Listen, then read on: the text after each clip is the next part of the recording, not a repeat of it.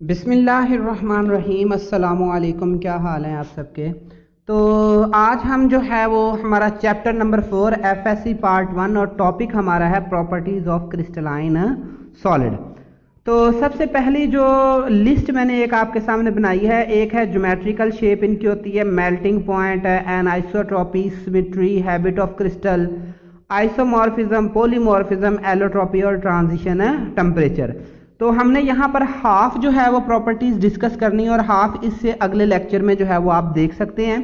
तो इसकी वजह ये थी कि लेक्चर बहुत ज़्यादा लेंथी ना हो और आपका जो है वो इंटरेस्ट ख़त्म ना हो, तो इसलिए मैंने इस चीज़ को भी ज़हन में रखा है। और सेकंड ये कि क्योंकि इन प्रॉपर्टीज़ में से जो है बोर्ड में पॉसिबल लॉन्ग होता है एक, तो इसलिए मैंने इसको सेपरेट दो पॉइंट्स में जो है वो दो लेक्चर्स में जो है वो मैंने आपको समझाना बेहतर समझा कि दो लेक्चर में ही आपको बात बताई जाए ताकि ईच एंड एवरी पॉइंट जो है वो आपके जहन में हो। सबसे पहली प्रॉपर्टी क्रिस्टलाइन सॉलिड की आ जाती है, वो आती है ज्योमेट्रिक शेप। अब ज्योमेट्रिक शेप से मुराद ये है कि इनकी डायाग्राम, इनकी शेप कैसी है।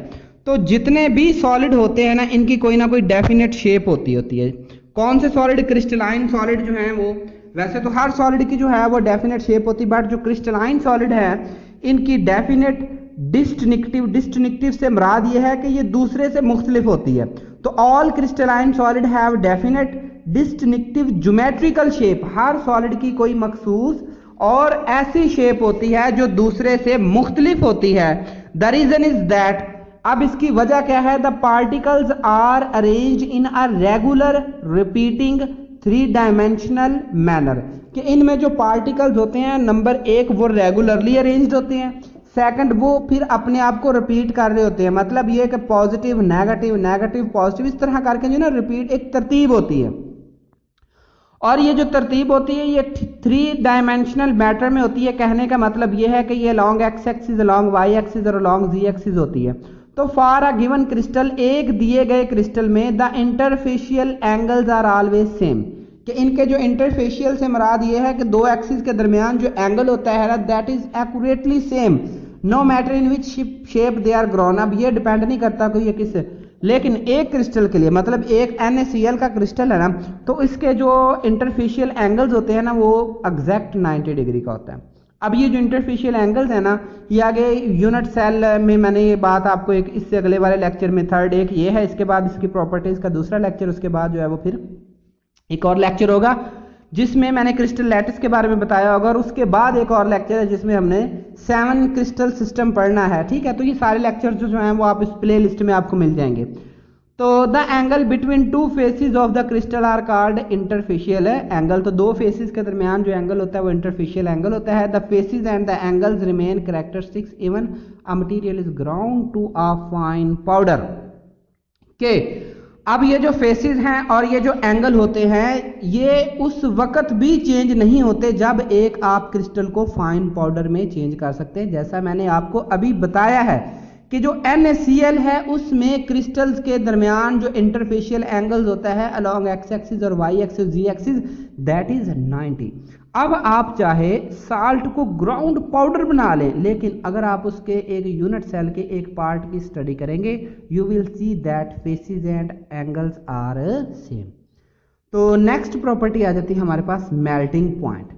What is melting point? तो crystalline solid have sharp melting point. Crystalline solid के शार्प मेल्टिंग पॉइंट्स होते हैं, फिक्स होते हैं, और इनके जो crystalline solid can be identified from their definite melting points, और आप इनके डेफिनेट मेल्टिंग पॉइंट से क्रिस्टल की भी पहचान कर सकते हैं कि कौन सा क्रिस्टल मौजूद है आपके पास।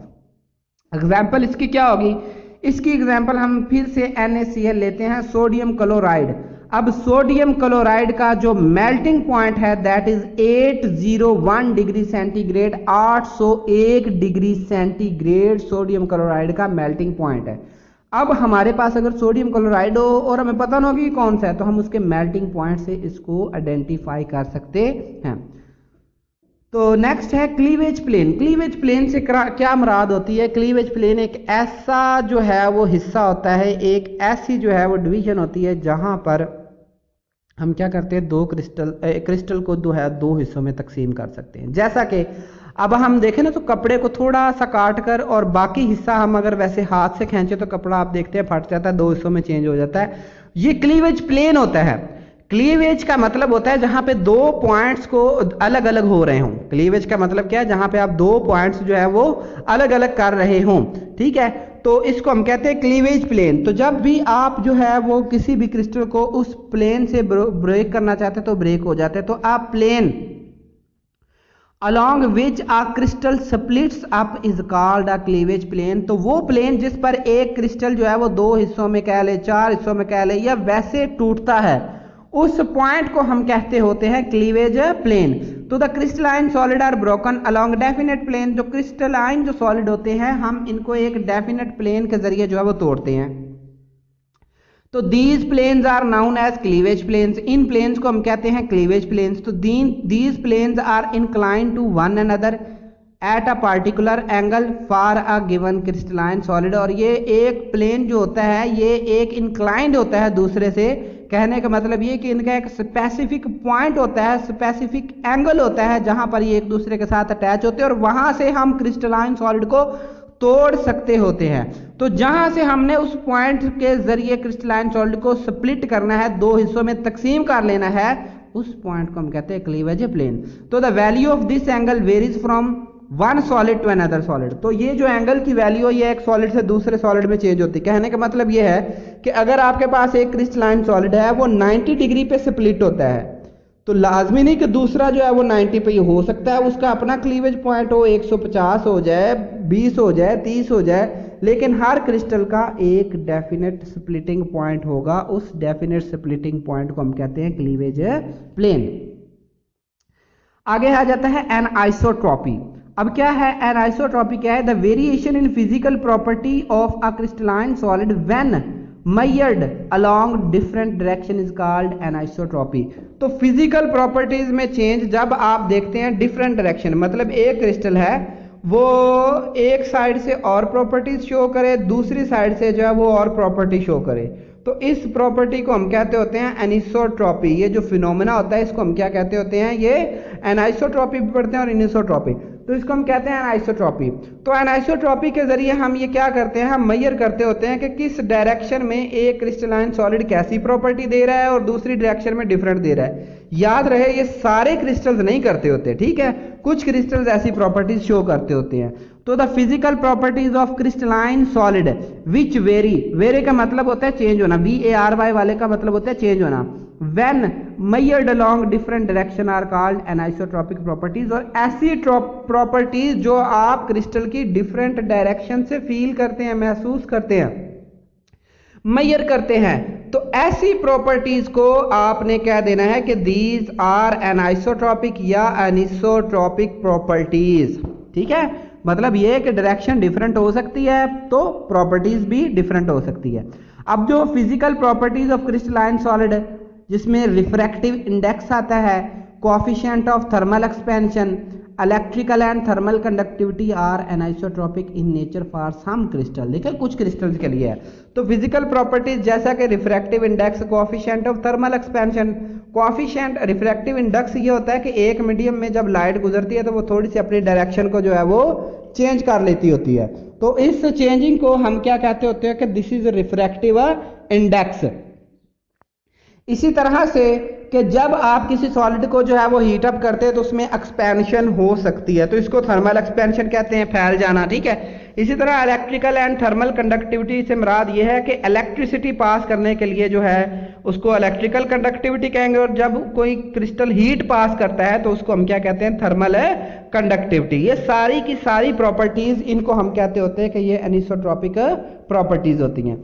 अब इस वेरिएशन की रीजन क्या है? तो the reason for this, the variation of these property with direction is due to the fact that orderly arrangement of the particle in crystalline solid is different in different direction। इसकी वजह ये हो सकती है कि अब सॉलिड डिफरेंट डायरेक्शन में different properties show कर रहा है, तो इसका मतलब ये है कि फर्ज करो कि एक्स एक्सिस में और प्रॉपर्टीज है, वाई एक्सिस में और है, जी एक्सिस में और है, तो इसका मतलब यह है कि जो क्रिस्टलाइन सॉलिड है उसमें एक्स एक्सिस में तरतीब जो है वो एटमों की और तरह से है, वाई एक्सिस में और तरह से है, और जी एक्सिस में और तरह से होती है। ठीक है, यानी कहने का मतलब ये कि जिस तरह एटम जुड़े हुए हैं ना एक्स एक्सिस में, फर्ज करो उनकी तरतीब जो है वो पॉजिटिव नेगेटिव एक बिल्कुल करीब करीब हो, ठीक है, और वाई एक्सिस में कह लें कि पॉजिटिव नेगेटिव लेकिन थोड़ा सा डिफरेंस हो, तो इस चीज की वजह से डिफरेंट डायरेक्शन में एटम्स की अरेंजमेंट की तरतीब जो है वो एटमों की जो अरेंजमेंट है डिफरेंट होने की वजह से जो है ये प्रॉपर्टी बनती होती है, ठीक है।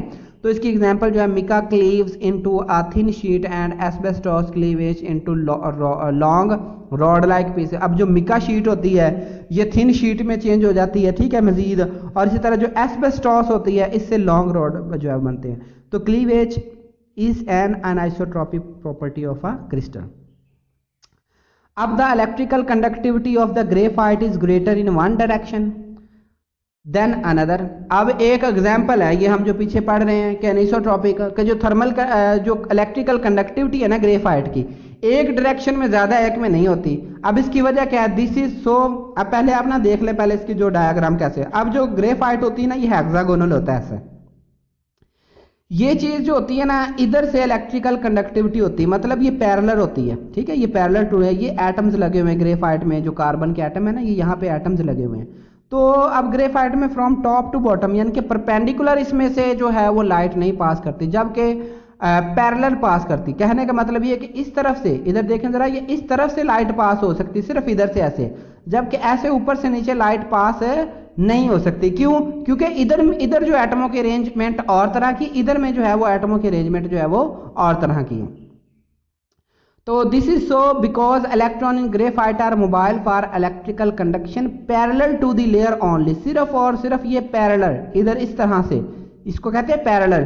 तो ये सिर्फ पैरेलल में जो है वो पैरेलल लेयर में इलेक्ट्रॉन अवेलेबल होते हैं, बाकी नहीं। तो hence conductivity is this direction is far better than the perpendicular to the layer, यहाँ पे इन आना है। तो hence the conductivity in this direction is far better, बहुत अच्छे है, देन द परपेंडिकुलर ऊपर से नीचे वाले जो मैंने बताई टू द लेयर।